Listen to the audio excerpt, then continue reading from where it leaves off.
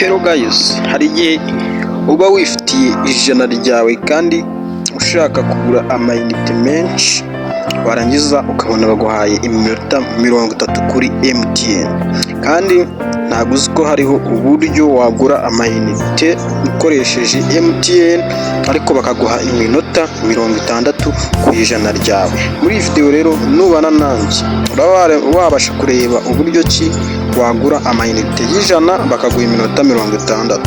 Okay, noneho niba uri mushaka kanda subscribe kuri channel, nurangiza ukoreshe ya ku nshuti zawe, nurangiza ujye muri comment wandikemo igitekerezo cyawe uko ubyumva. Noneho rero ntabatingiye, reka dutangire video yacu. Uraza hano aho hamagarira gutya, mbibutse ko ubu buryo ni kuri MTN. Uraza aho hamagarira gutya, deni nurangiza urahakirika nk'ibisanzwe, hanyuma uraza hano gutya, nurangiza ukande iyi mibare ngiye kuba nakwereka. Ni ibintu byizewe cyane. Urakanda gutya like this, ugire gutya, deni nurangiza uhamagare.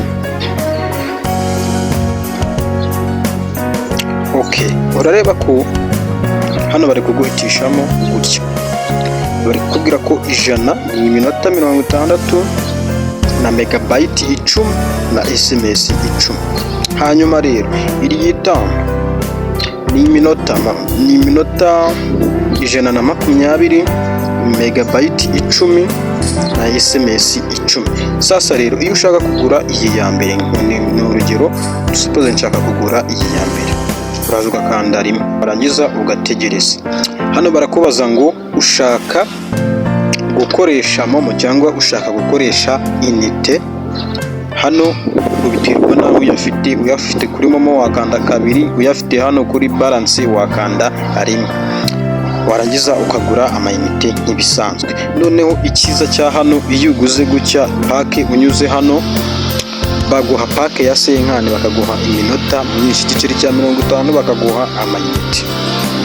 Guys, nizere ko iyi video hari ikintu yagufashije kandi hari ikintu ubonyemo. Bindire muri comment, nurangiza ukande kuri ako kaganza, kuri ako gakumwe kari aho ngaho, ugakirika, nurangiza wikomereze. Kandi ubwo ari nako nkubwira ngo tuzasubire mu yindi video itaha. Uri umuntu w'umugabo cyane.